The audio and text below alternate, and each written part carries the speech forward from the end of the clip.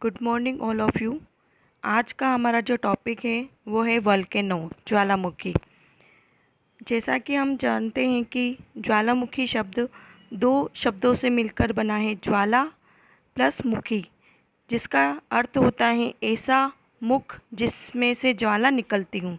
कई बार ज्वालामुखी से आग की ज्वालाएं उठती हुई दिखाई पड़ती हैं। ज्वालामुखी उद्गार के समय कई बार ज्वलनशील गैसें जैसे हाइड्रोजन आदि निकलती हैं, जिनके होने से आग की ज्वालाएं उठती हुई हमें दिखाई देती हैं।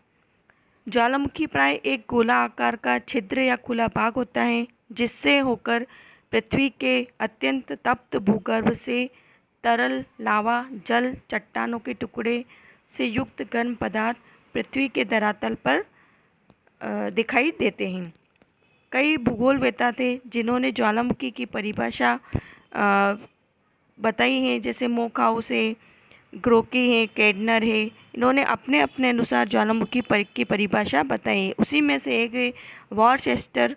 उन्होंने ज्वालामुखी की परिभाषा के बारे में बताया है कि वॉरचेस्टर कहते हैं कि ज्वालामुखी वह क्रिया है जिसके अंतर्गत पृथ्वी के भूगर्भ से गैस, लावा आदि पदार्थ पृथ्वी के बाहर धरातल पर आकर जमा हो जाते हैं, उसे ज्वालामुखी कहते हैं। कभी कभी ज्वालामुखी का अर्थ उस पर्वत या शंकु से लगाया जाता है जो कि ज्वालामुखी से निकलने वाले पदार्थों के निक्षेप से बनता है। वह ज्वालामुखी की क्रिया का ही एक रूप है। ज्वालामुखी के कारण एवं निश्चित पदार्थ। ज्वालामुखी के कई कारण हैं, उनमें से कुछ हैं जैसे मैग्मा की उत्पत्ति, गैस तथा जलवाष्प की उत्पत्ति, गैसों के ऊपर प्रवाहित होने के कारण। ये जो मैग्मा की उत्पत्ति ये ज्वालामुखी के कारण है। और ज्वालामुखी के निश्चित पदार्थ जैसे गैसीय अवस्था में गैस, धुआं, वाष्प, ठोस अवस्था में धूल एवं राख, द्रव अवस्था में लावा। अब ज्वालामुखी के कारण में मैग्मा की उत्पत्ति। मैग्मा की उत्पत्ति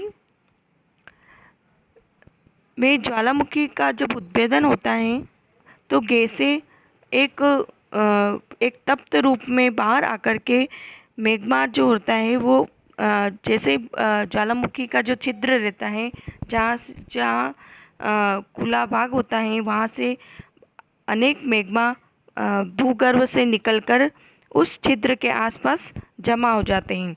तो ये मैग्मा, इस प्रकार से मैग्मा की उत्पत्ति होती है। गैस व जल वाष्प की उत्पत्ति। गैस व जल वाष्प की उत्पत्ति कैसे होती है? जब कभी ज्वालामुखी का विस्फोट होता है तो गैसें और वाष्प बाहर निकलकर उस छिद्र के आसपास जमा हो जाते हैं।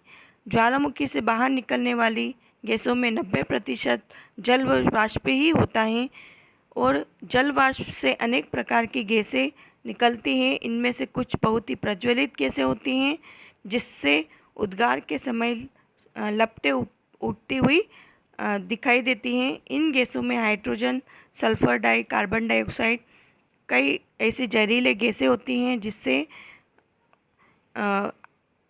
जिससे कई प्रकार की हानिकारक पदार्थ भी होते हैं।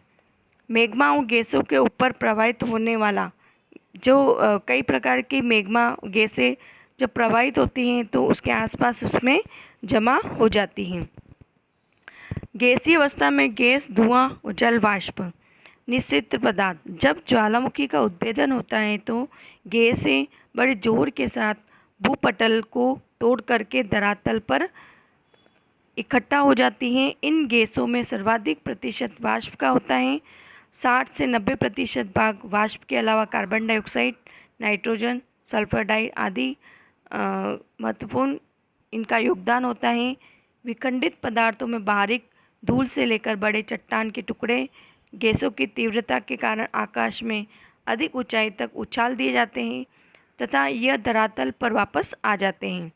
ज्वालामुखी से निकले बड़े बड़े टुकड़ों को बम कहते हैं, छोटे टुकड़ों को लेपिली कहते हैं तथा बहुत ही बारीक कणों को ज्वालामुखी धूल कहते हैं। जब उद्गार के साथ द्रव रूप में पिघला हुआ भाग बाहर आता है तो उसे जैसे ही बाहर आता है तो उसे लावा कहते हैं। ज्वालामुखी के प्रकार। ज्वालामुखी को हम दो भागों में बांटते हैं, उद्गार के रूप में और अवधि के अनुसार। तो सबसे पहले हम जो समझेंगे वो है ज्वालामुखी उद्गार के अनुसार ज्वालामुखी को कितने भागों में विभाजित किया गया है। ज्वालामुखी का जो उद्गार होता है, तो उद्गार के साथ ही ज्वालामुखी में कई प्रकार के उद्भेदन होते हैं, जिसको हम ज्वालामुखी को कई भागों में विभाजित करते हैं। सबसे पहले जो है वह हवाई तुल्य ज्वालामुखी।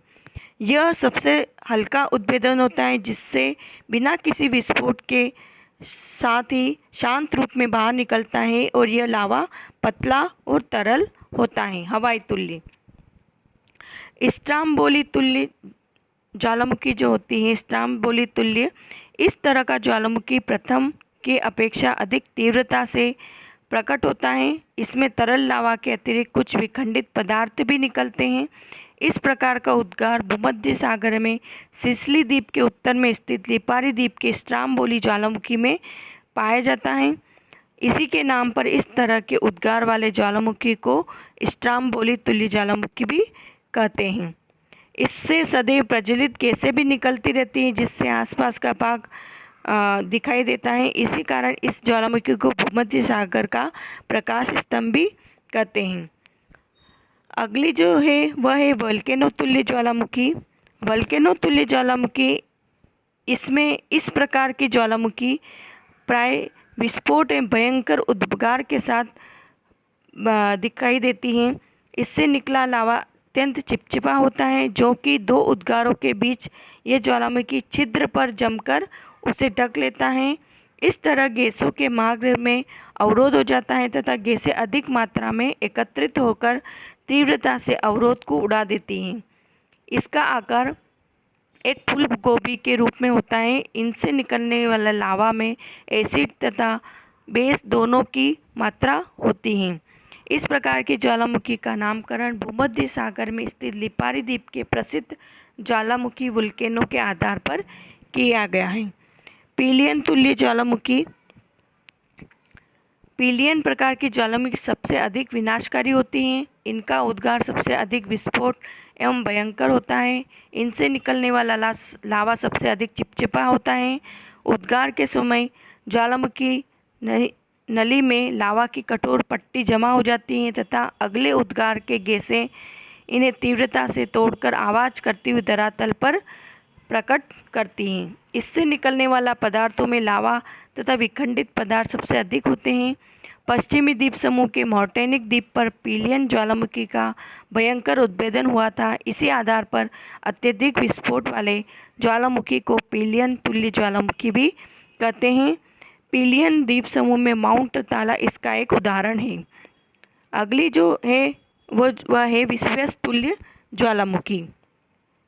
विस्फेस प्रकार की जो ज्वालामुखी होती है वो वल्केनियन प्रकार की तरह ही होती हैं, लेकिन इसमें अंतर केवल इतना होता है कि गैसों की जो तीव्रता के कारण इसमें लावा अधिक आकाश में अधिक ऊंचाई तक पहुंच जाता है। इस प्रकार का उद्भेदन 1969 ईस्वी विस्फेस में हुआ था, जिसका प्रथम पर्यवेक्षण पिलियन महोदय ने किया था।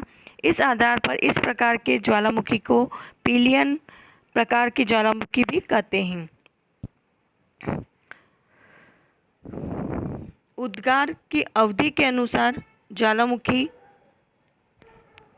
उद्गार के समय तथा उद्गार के बीच अवकाश के आधार पर ज्वालामुखी को 3 भागों में बांटा है: प्रसुप्त जागृत ज्वालामुखी, प्रसुप्त ज्वालामुखी और शांत ज्वालामुखी। जागृत ज्वालामुखी, जिन ज्वालामुखी से लावा, गैस तथा विखंडित पदार्थ सदैव निकला करते हैं, उन्हें जागृत ज्वालामुखी कहते हैं। वर्तमान समय में विश्व की जागृत ज्वालामुखी की संख्या 500 के आसपास बताई जाती है। इनमें प्रमुख है इटली का एटना, स्ट्राम्बोली, हवाई द्वीप का किलायू, मोना लोआ, Ecuador, Cotopaxi, Antarctica, Erebus, Papua new लागिला, बगाना, इंडोनेशिया, वल्वातू, अर्जेंटीना, चिली, डल सलादो, फिलीपींस। यह इसके कई उदाहरण हैं जागृत ज्वालामुखी के। दूसरी जो है वह प्रसुप्त ज्वालामुखी। कुछ ज्वालामुखी उद्गार के बाद शांत पड़ जाती हैं तथा उनसे उद्गार के लक्षण नहीं दिखते, किंतु उससे अचानक विस्फोट तथा शांत उद्भेदन हो जाता है। ऐसे ज्वालामुखी को प्रसुप्त ज्वालामुखी कहते हैं। जैसे उदाहरण जापान में फुजियामा, इंडोनेशिया में क्राकाटोव और भारत में नरकोंडम इसके उदाहरण हैं। तीसरी जो है वह शांत ज्वालामुखी।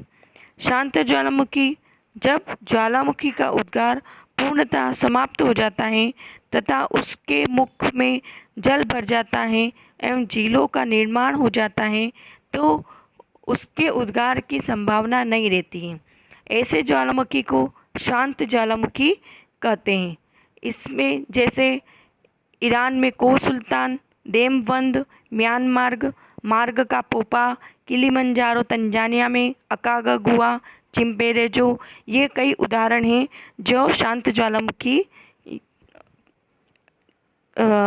होती हैं। अब ज्वालामुखी का जो विश्व वितरण है उसे हम 3 भागों में बांटते हैं: परिप्रशांत पेटी, मध्य महाद्वीपीय पेटी और मध्य अटलांटिक पेटी। परिप्रशांत महासागरीय मेखला या विनाशी प्लेट किनारे के ज्वालामुखी। परिप्रशांत महासागरीय जो पेटी होती हैं, इसमें विश्व के ज्वालामुखी का लगभग 2/3 भाग प्रशांत महासागर के दोनों तटीय भागों में, द्वीप टापुओं में, समुद्र द्वीपों के सहारे पाया जाता है। ज्वालामुखी इस श्रृंखला को प्रशांतमुखी ज्वालावृत्त या फायर रिंग ऑफ पैसिफिक कहते हैं। यह पेटी अंटार्कटिका के इरेबस पर्वत से शुरू होकर दक्षिणी अमेरिका के पश्चिमी तट के सहारे एंडीज पर्वतमाला का अनुसरण करती हुई रॉकीज पर्वत के ज्वालामुखी को सम्मिलित करते हुए पश्चिमी तटीय भागों के सहारे अलास्का तक पहुंचती है। यहाँ से यह श्रृंखला मुड़कर एशिया के पूर्वी तटीय भाग के सहारे जापान द्वीप समूह, फिलीपींस पूर्वी द्वीप समूह तक पहुंचकर वहाँ पर मध्य महाद्वीपीय पेटी से मिल जाती हैं। मध्य महाद्वीपीय पेटी, इस पेटी का प्रारंभ रचनात्मक प्लेट किनारों मध्य अटलांटिक से होता है, किंतु ज्वालामुखी विनाशी प्लेट किनारों के सहारे आते हैं क्योंकि Eurasian plate, African, Indian plate का इसमें अभिसरण होता है और यह पेटी आइसलैंड के हेक्ला पर्वत से प्रारंभ होकर स्कॉटलैंड होकर कनारी द्वीप तक पहुंच जाती हैं। यहाँ इसकी 2 शाखाएं हो जाती हैं। पहली शाखा अंटार्कटिका से होती पश्चिमी द्वीप समूह तक जाती हैं। दूसरी शाखा एक उपशाखा अफ्रीका में चली जाती हैं तथा जहाँ ज्वालामुखी पूर्वी अफ्रीका के ब्रंश घाटी, दूसरी शाखा स्पेन इटली होती काकेशिया पहुँचती हैं। यहाँ से हिमालय पर्वत म्यांमार तक जाती हैं। यहाँ से दक्षिण की तरफ मुड़कर दक्षिणी पूर्वी द्वीप से जाकर प्रशांत महासागरीय पेटी में मिल जाती हैं। ये परिप्रशांत पेटी में होता है। भूमध्य सागर के ज्वालामुखी में इसी पेटी में इसको जोड़ा गया है। भूमध्य सागर के प्रसिद्ध ज्वालामुखी स्ट्राम्बोली, विस्वेस, ईरान का देमबंद, को सुल्तान, काकेशियस, बलूचिस्तान का ज्वालामुखी प्रमुख हैं। इसके अलावा अफ्रीका का ज्वालामुखी दरारी घाटियों, ब्रंश घाटियों के सहारे पाए जाते हैं। यहाँ ज्वालामुखी पूर्व पश्चिम दिशा में पाए जाते हैं, जैसे किलिमंजारो है, रग्बी है, बिरुंगा है। पश्चिमी अफ्रीका का एकमात्र ज्वालामुखी कैमरून पर्वत है।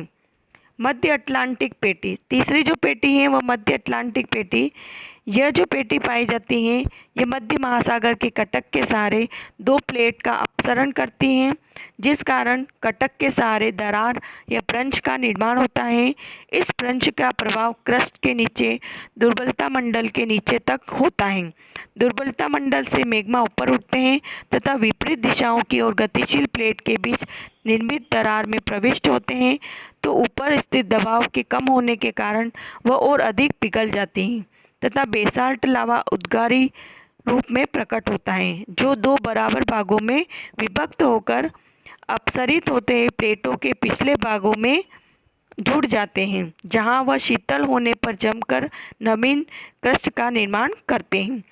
क्रस्ट के पास नवीन लावा होता है तथा इससे जितना दूर हटते जाते हैं उतना लावा उतना ही प्राचीन पुराना होता जाता है। तो इस प्रकार से ज्वालामुखी का जो विश्व वितरण है वह 3 पेटियों में पाया जाता है, परिप्रशांत, मध्य महाद्वीपीय पेटी और मध्य अटलांटिक पेटी। मध्य महासागरीय कटक के सारे 2 प्लेट का अपसरण होता है और धीरे धीरे इनमें ब्रंशों का निर्माण हो जाता है।